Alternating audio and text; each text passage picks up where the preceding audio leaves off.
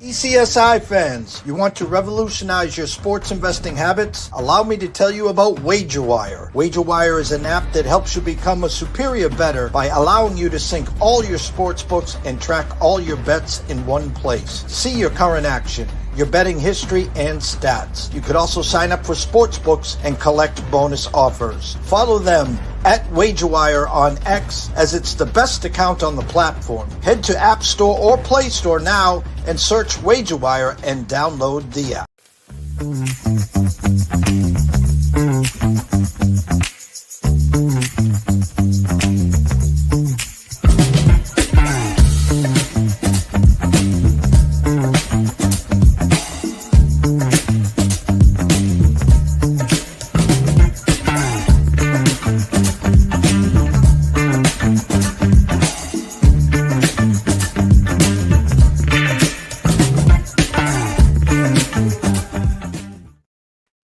Good morning, sports fans from all around the globe. I am the host, Jeff Dawson, East Coast Sports Investors, and it's that time of the week for Tea Time Wagers with good friend and colleague, Mr. Brady Kannon. Go follow him on X at Las Vegas Golfer and, of course, on the Sports Grid.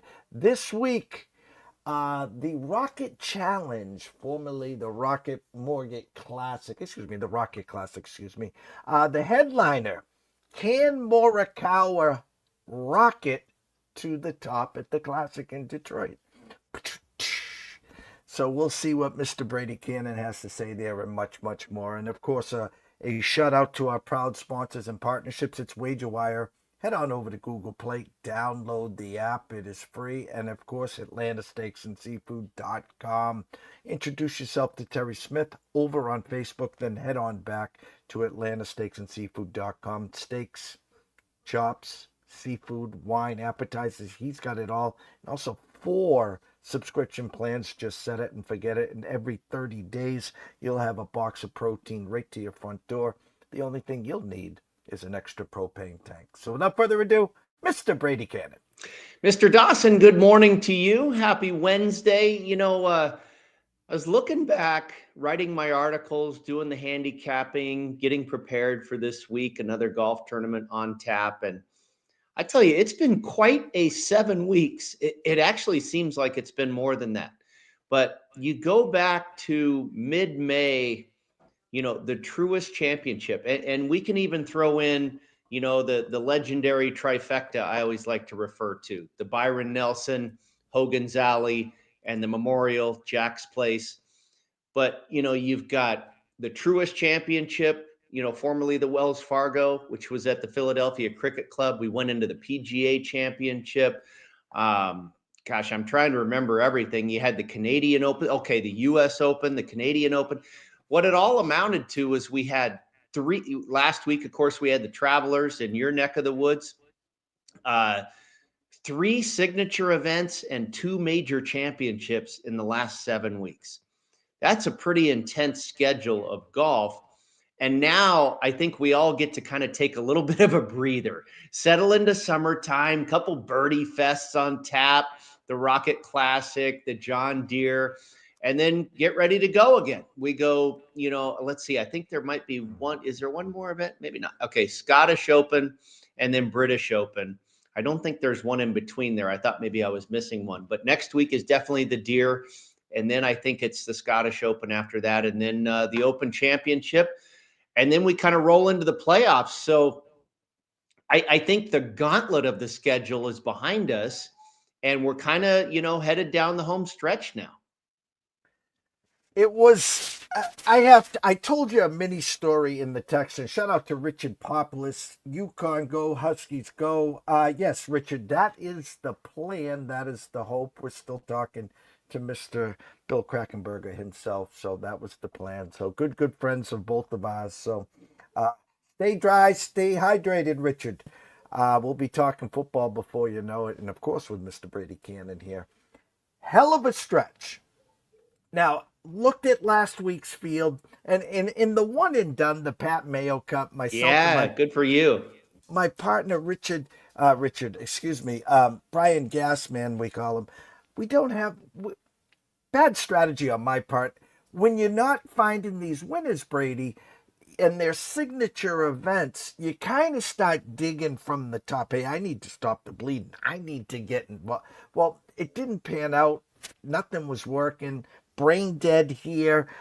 I saved Rory for the not for the Masters. I saved Scotty for the Masters and Rory for the PGA, and you know how that happens. But my my point is, we both landed on oh my god, we both landed on the winner on Keegan Bradley. Sunday, Keegan Bradley. And Brian's a huge Fleetwood fan, and it's almost one of these, when you win and you kind of feel guilty. I Yeah. almost was like, you really wanted to see Fleetwood get off the schneid here. I agree. I really feel bad for the guy. And good for Keegan Bradley, and he certainly had the fan support in that part of the country. He's always talked about that tournament kind of, he grew up with it. He used to attend it. He's from Vermont. So, being there in the Northeast was near and dear to his heart, and to win it for the second time in 3 years. He was a very popular pick. The golf crew at Sports Grid, I was the only Dumbo that wasn't on him. The four guys, Mike Carver, Cam Stewart, Keith Stewart, they were all on Keegan Bradley last week. So a great week for the Sports Grid golf crew. I tried to, we talked about it on the show. I tried to go outside the box and come up because, and I started thinking about it. And when you only have a 72 player field, and it's a signature event, and obviously there's a lot of star power, it's maybe not the right time to try and zig when everybody zags, because everybody's going to land on the same players anyway, because again, 72 players, maybe 35 of them, maybe half the field has a really good chance to win, so you're going to have a lot of overlap. And I was trying to avoid that, and be away from the majority. But it's probably better to adhere to that theory when you have 150 some players in the field, rather than a signature event where there's going to be a ton of crossover anyway. That's hindsight, but you always have to kind of check yourself and, where did I go wrong in my handicap? What could I have done better? Blah, blah, blah. And we actually had a great week. I hit 2 out of 3 head-to-head matchups. All 5, I had 5 outright selections. One of them withdrew, Siwoo Kim.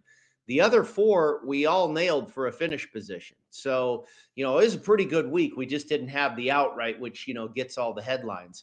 But congrats to you for nailing Bradley. I'm with you though, man, Tommy.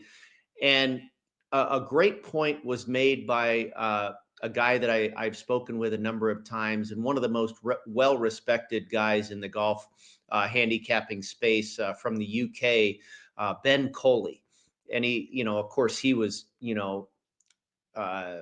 disheartened by the fact that his own guy, Tommy Fleetwood, didn't win either. But he was saying, here's Keegan Bradley entered into the Rocket Classic this week, and Tommy's not. It should be the other way around. If Tommy wants to get a win on the PGA Tour, he's got to enter these types of events. And all he really plays is the majors and the signature events for the most part, and the big boy tournaments like Torrey Pines. It's going to be tougher and tougher and tougher to get that first PGA Tour win if he's not playing a few John Deeres and Rocket Classics and stuff like that. And the further he goes along without winning, the pressure becomes even greater. I mean, he really folded like a cheap suit, unfortunately. And we've seen him do that at the Canadian Open. The last time he really was that close, when Nick Taylor makes the bomb of a putt on him, in 2023. But and it's so odd too, Jeff, because I always like to throw out this disclaimer when we talk about Tommy Fleetwood. He's won multiple times all over the world. I think it's 10 or 12 times that he's won the Nedbank Challenge in South Africa. That's a big boy event. He's won the Dubai Desert Classic. That's a huge event. And he held off Rory McIlroy to win that one. So, it's like, this guy seems to be okay under the pressure of the closing stretch on a Sunday everywhere else in the world. but boy, does he get the jitters here in the States. And yeah, I feel bad for him. I hope he gets it done sooner rather than later, because he's such a likable guy. Everybody loves Tommy Fleetwood, and he's such a great player. And God, he just crumbled. I mean, he's trying to decide which club to hit. He can't hit a putt. I mean, it's like the game just goes to hell in a handbasket, the last 5 or so holes when he's in contention like that. Well, the comedy, Brady, as you said, it's not a watered down field; it's a shortened field. I mean, we got 156 golfers this week, as you said, 72 last week. And Scotty comes out of the gate. What was he like, -8 after 9 holes or something stupid? Yeah, It was just, yeah. it was like, all right, guys, let's just stop the tournament now. Hand him the trophy. Save the next 2.5, 3 days. And when you see him come out of the gates like that, doesn't the mind say, well, that's a wrap. We're on to next week? Yeah. And another hat tip to Mike Carver at Sports Grid, who had Scotty for first round leader. And that's kind of a direction he's gone with playing Scotty rather than, betting him at plus 280 or whatever to win the tournament. He says, I'll take him at 10-1 to be first round leader. And bang, he nailed it. That was a great call. But then on Saturday, the really weird thing, Jeff, the entire field went bonkers on Saturday. On moving day, Russell Henley shot 61. Fleetwood shot 63. Bradley shot 63. People were going low, low, and low all over the board. It was the easiest day. There was no wind. They tore that course apart on Saturday. What did Scotty do? He shot 2 over par. He shot 72. One of the worst rounds he has had in this 3-year run or so of him being the best player on the planet and winning, every time you turn around. That was one of the worst rounds he had played, and just odd. It was great to see him at Oakmont, where we realized he was human, and sometimes he actually hits it in the gnarly rough. But then I think it was much more odd to see what he did here at the Travelers, because that's a relatively easy course. I mean, he took it to 22 under last year to win. But, I'm not worried about the guy. Put it that way. He'll be fine. All right, Detroit Country Club, the Rocket Mortgage, the Rocket Classic, some defending champs here. Let me see here. I've seen some good lines from some writers in our golf handicapping space this week. My friend Dave Tyndall, again from the UK, he said, they decided to drop the least sexiest word from the former title. Rocket Mortgage Classic is now just the Rocket Classic. I thought that was pretty funny. And then another guy, Ryan Noonan from BetSperts, said something like less mortgage and more MORIKAWA. Speaking of Ricky 2023 and a -24 in a playoff, 2022 Finau, Cam Davis, Bryson in 2020, Nate Lashley. As you said here, big field. Birdie Fest, as we like to say it, I assume, but thoughts pre-flop, obviously, correlated courses, and before we get into your selections and stuff. Yeah, pretty bomber heavy here. Bryson, Finau, who was the other guy you mentioned there? Another winner. Davis. Cam Davis twice. Big hitting Australian. So 4 of the 6 guys. I think Lashley's pretty big off the tee too, and Ricky's not exactly short.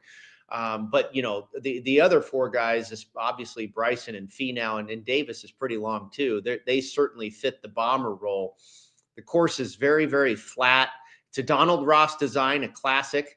The rough is not very penal at all. The fairways are relatively wide. You've got typical Midwest summer temperatures, 80s, 90s, humidity, occasional afternoon thunder shower. The superintendent has talked about, I guess, immediately after this tournament, they're going to be doing some major repairs to the course. I don't know if they're replacing the greens, what they're doing, but he's like, hey, I can kind of take this golf course to the brink because I don't need it next week. So he's trying to make this thing firm and fast. But I don't know how much luck he's going to have, because if you look at the forecast, about 2 or 3 of the 4 days, I think today and the next, Friday, I don't know what it is. Like I say, 3 of the next 5 days have a chance of afternoon thunder showers. So, as much as he wants to try and make it firm and fast, it looks like Mother Nature may not cooperate. I think at the end of the day, you are going to get a birdie fest. The average winning, there's been 6 editions of the Rocket Classic at Detroit Golf Club. The average winning score has been 22.3 under par. What's the winning score proposition bet from our man Jeff Sherman at the Superbook? 22.5 under par, almost exactly that 6-year average. So he's not counting on the superintendent making this thing any tougher.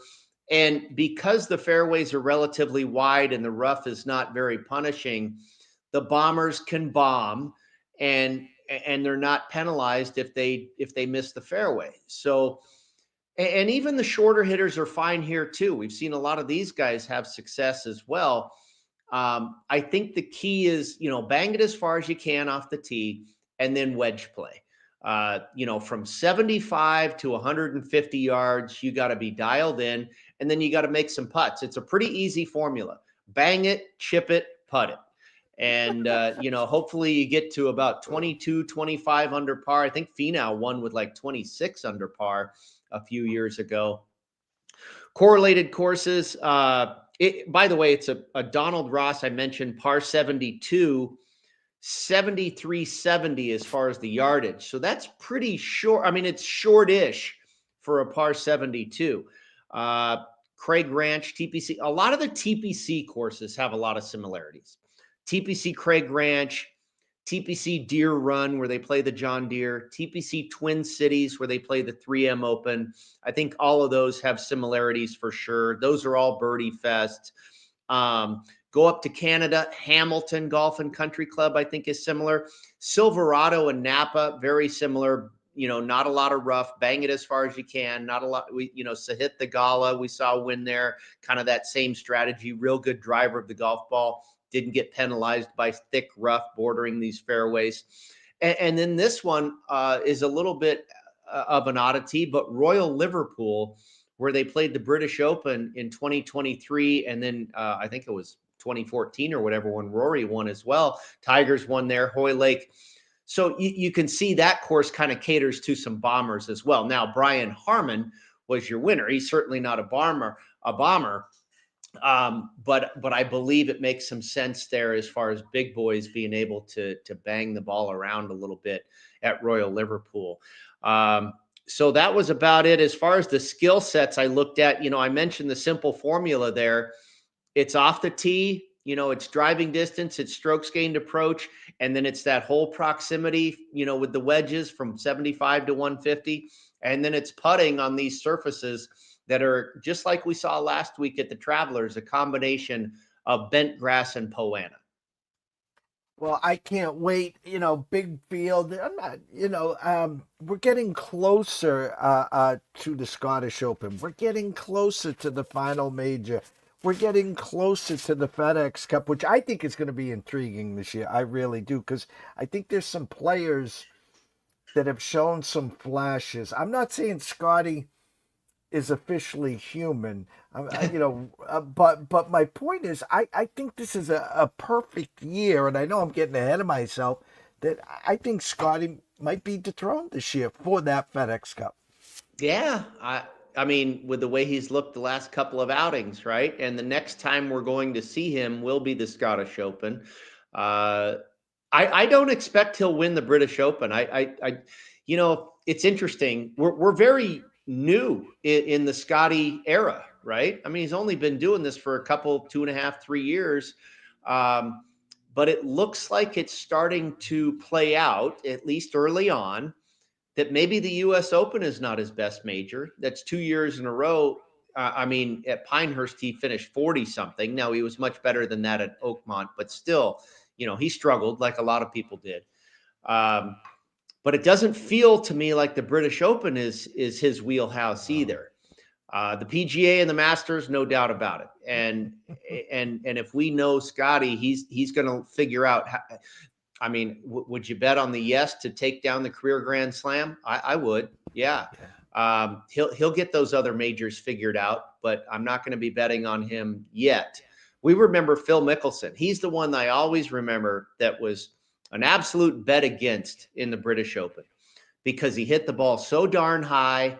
You know, he was the classic American golfer, attack an aerial assault, right? Whereas links golf is you have to attack from the ground floor. And it took him a long time, but he learned how he did that short game stuff with Dave Pells. He really worked hard on how to play the Open Championship, and then sure enough, he wins it. And I could see a similar pattern for Scotty Scheffler. Well, I can't wait. Gotta have a few minutes, give Scotty his due. I haven't even talked about that other guy, that Irish guy or whatever. We're gonna give him a week off, let him do his thing. So, anyways, the tee is yours. Your outrights. Okay, so I've been reluctant to play this guy. I told you I was trying to zig while others were zagging. This week I'm with the masses, and I went to Cameron Young. We talked about Tommy Fleetwood. Could he pick up his first tour win at a Rocket Classic when the Schefflers and the Justin Thomas and the Rorys are not there? Yeah. Well, I think Cameron Young can too. Cameron Young infamously has finished runner-up 7 times. And I wasn't ready to bet him 4 weeks ago or 3 weeks ago or even last week because I was like, no, I'm not there yet. Now he's in a different situation. It's a watered down field. His form has really come back around, and he's playing a golf course that absolutely suits his game. The bomb and gouge approach, and his putting has improved tremendously just in the last couple months. We talked about that stretch, this gauntlet that the players have faced the last 7 weeks. He's made every cut during that stretch, and he's finished top 10 3 times at the Truist, at the Canadian, and the U.S. Open 3 weeks ago. So you can't argue about the form. And again, the course fits, watered down field. Okay, I'll drink the Kool-Aid. Give me a little Cam Young at 27-1. Fifth in this field for birdies or better gained, by the way, over the last 24 rounds. He's been as high. Oh, by the way, he's finished runner-up here too at the Rocket Classic. He's also finished 6th here at Detroit Golf Club. He's been as high as 6th at the John Deere, and he was 8th at Royal Liverpool in 2023. So he just makes too much sense. And I hope he does win, not only for our sake and cashing a ticket, but it might be time. It feels like it might be his time. Davis Thompson, I was on him last week. I'm going back to him this week, and apparently a lot of people like him this week as well. He's finished runner-up here before. And we talked about this on the program last week. This is the time of year last summer where Davis Thompson got red hot. He had finished 9th at the U.S. Open at Pinehurst. Oh, by the way, another Donald Ross design. Okay. Last week, he finishes 25th at the Travelers, very respectable finish, where he was 3rd in that field for strokes gained approach. So the iron play was spot on. The putter's got to come around. But last year, he finished runner-up here, and then next week at the Deere, again, a correlated course, he won. So I think Thompson makes sense. And I think last week's result is a good sign that maybe he's ready to get hot again in this June, July part of the calendar. Stefan Jaeger, another big hitter who makes a lot of birdies and whose putter has really improved in the last couple years. In the case of Jaeger, probably got him at 70-1. He's only missed 1 cut in the last 3 months, and that was at Oakmont. So I can give him a pass there. No harm, no foul there. Last week at the Travelers, he was 15th in the field for strokes gained approach and 22nd for strokes gained putting. I like Jaeger on this type of track as well. Against, he's one of the. All 3 of these guys, Cam Young, Davis Thompson, Stefan Jaeger, are 3 of the better players in the field this week, and they all fit the profile. Bombers, let's go, guys. Now, these guys are a couple of shorter hitters, but they make sense. Emiliano Grillo, 80-1. And when I crunch the stats, Jeff, he comes out number one on my board. 17th in this field for strokes gained off the tee, number one for strokes gained approach, tremendous in hole proximity from anywhere from 75 to 150. He's won at Silverado, finished runner-up at both the John Deere and the 3M Open, and he was sixth at Royal Liverpool in 2023. He's been top 25 in his last four starts, and that includes a 19th place finish at the U.S. Open. Checks a lot of boxes. So let's see if Griot can get it done. Again, one of the better players in this field this week. And then Chris Kirk, who, by the way, finished 12th at the U.S. Open.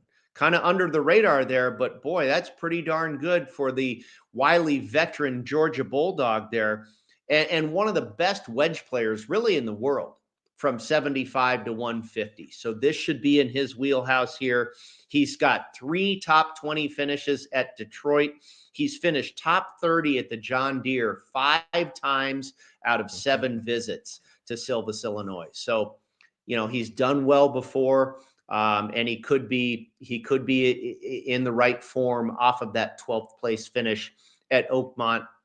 And then this one was a little bit off the board, and I've had my eye on this guy for a few weeks now. He's really been playing good golf. Not a guy we see on, you know, he's relatively new to the PGA Tour, formerly a heavy European Tour guy. Victor Perez at 87-1. Also finished 19th at the U.S. Open. And by the way, in that field at Oakmont, he ranked 9th for strokes gained approach. The iron play has been really good. The week before the U.S. Open, he finished 9th at the Canadian Open. And oh, by the way, the year before at the Canadian Open, when they played at Hamilton, one of our correlated courses, he finished 3rd. Last 24 rounds, he ranks 9th in this field for strokes gained approach, 6th for good drives gained, and he's 35th for strokes gained putting on the bent Poana surface. So Victor Perez, you know, and I bet all these guys for finish positions. As you know, Jeff, I took Cameron Young and Davis Thompson for top 20. I took the rest of the guys for a top 40. Everybody's plus money at 40 or top 20. And I mean, maybe we won't get a winner again, but I'll take 5 out of 6 finish position hits. Absolutely 100%. We're going to go take a quick 30-second commercial break. And when we come back, we got dessert, guys. Don't leave. We got a little live on top, so stay with us, guys. We will be right back. Stay tuned.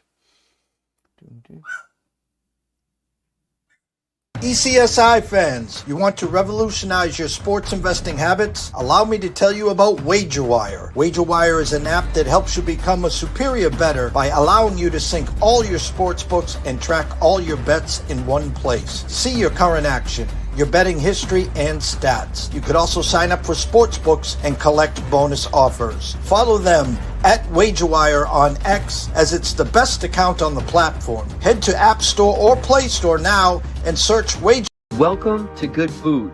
At Atlanta Steaks and Seafood, you'll find the highest quality meats from a variety of delicious cuts. Tomahawks, salmon fillets, ribeyes, and plenty more to choose from. With an easy-to-use, mobile-friendly website, selecting your pick of meat is made quick and easy. And don't forget, worrying about your dinner is a thing of the past. Check out some of the amazing subscription packages that Atlanta Steaks and Seafood has to offer. Fresh steak and seafood straight to your door. Order online at atlantasteaksandseafood.com. Well, we got some live action here in Dallas, I heard from Mr. Brady Kannon. Yeah, absolutely. Carrollton, Texas, which is north of Dallas, I think about 20 minutes or something like that, half hour maybe at the most. Merido Golf Club, par 72, big, long golf course, almost 7,600 yards, par 72. And it changes its place on the live schedule this year. I don't know if you remember or not, but last year, this is where they had the team championship. It's like one of their final events of the season. Had the, you know, obviously they have teams on the live circuit. Had their team championship here. Ripper Golf Club, the Australian contingent, won it here last year. Very interesting to note. North Texas University. That's the Green Wave, I believe, right? Yeah. This is their home golf course. And two live players, Carlos Ortiz, who just came off a very successful US Open, and Sebastian Munoz went to North Texas. And so Wow. they're very familiar with this golf course. And last year at that team championship, Munoz shot the low round of the field. He shot a 64 here last year during that team championship at Merido. So just a couple of interesting little ties there to this golf course. You know how it is when you're betting the live, Jeff. For me, it feels like there's maybe 10 guys that can win out of 52 or whatever it is. And absolutely, John Rahm and Bryson DeChambeau are two of those guys. They're, I think, clearly the best players on this tour. They're top 5 players in the world. And I think you're probably missing out if you don't have one of them on your card almost every live event. I almost went with both of them, but then I eliminated DeChambeau because he just won a couple tournaments ago, missed the cut at the US Open. And I went with Rahm at plus 550. John Rahm, if he could have putted well, other than the final day at Oakmont, he would have won. His tee to green game at the US Open was outstanding. I think he might have even ranked number 1. He was top 5 tee to green at Oakmont, despite finishing, I think he ended up snuck in backdoor to top 10. When the putter finally got hot on Sunday, hey, what do you know? He shot 67, and it was frustrating for me because I had a play on Rahm, and it's like, God, he's playing so well, and he just couldn't make a putt. He's finished top 10 in every single live event he's ever played. That's 20 for 20. Second on this tour in birdies, number 1 in greens and regulation, 8th in driving distance, 7th in scrambling, and 15th in driving accuracy. And those were my 3 areas that I think you need, especially here at Merido. Driving accuracy, greens and regulation, and scrambling. And obviously with the length of the course, it doesn't hurt to be long as well. And Rahm is, one of the best in all 3 of those categories. Got him at plus 550. And then I went with Munoz. I mentioned, the North Texas grad had the low round here, a 64 last year. Second in driving accuracy on the live circuit, 6th in birdies, 6th in greens in regulation, 14th in putting average. He's had 4 top 10 finishes in 8 events this year. He's the Joaquin Neiman of the top 10s. He's finished top 10 half the time, right? So I think he makes some sense. And then I went down the board a ways, and this was an outlier number. I found 50 to 1. And so, shop around. I'm seeing anywhere from 30 to 35. And that's Taylor Gooch. And I don't like this guy that much. I think he's really made an ass out of himself ever since he went to the live. But the game is starting to come back around. 2nd in driving accuracy, 3rd in scrambling, 13th in greens and regulation. And his last 4 starts, 12th, 13th, 3rd, and 10th. So at 50 to 1, I don't know if at 35, I don't think it's a bad play. I'd love to get 40. But when I saw 50, I was like, okay, yeah, that's a pretty good number. I think you've already tipped our hand here. Next week, is it the John Deere you said? Yeah, John Deere next week. And then the Scottish Open, and we've got another live event that week as well. Live always plays the week before a major, like the PGA Tour does. So yeah, a couple live events coming up here in the next 3 weeks. And then the Open, and yes, wow. And then Brady, it's going to be here before you know it. I don't want the summer to go. I'm the guy. I'll throw myself under a bus. Living on Cape Cod, once it hits July 4th, I turn to my wife and my kids. The summer's over, guys. Get ready for school, because then all the commercials start going, and back to school staples and all those funny commercials, of course. And that's really when the season starts on Cape Cod. And I'm already getting ahead of myself, the football season, Brady. Oh, don't tell me. I want to hold off I want to just soak up the summer for as long as I can. I relish summer every year. I sit there and it's, mid-January. I'm going, okay, when is it going to be March? When is it going to be April? We're almost, and now it's June, and I love June. I just want to ride this thing out. When football gets here, it'll get here, but I'm in no rush to see it. And yeah, I just want to do the summertime. I want to sit out on the porch at night here in Las Vegas and enjoy the summer nights and get in the swimming pool. And I want to do that for a while here before I have to, do the fall season again and start putting on a sweater. I want to drag this out for a minute. And listen, I'm that guy on September 1st, September 15th that's already doing my November 1st countdown. Everyone's asking, what's November 1st? Because that's when college basketball's at. What? Yeah. So anyways, the scroll is going the whole time. Everyone knows to find you on X, of course, at Las Vegas Golfer. Written work, Sports Grid, CBS Sports, Sportsline. I turn it over to you to tell them your schedule, where can I get the written work, and of course, where can I find you on Sports Grid? Yeah, the couple articles up now, one at golf.com, which goes over all the outrights.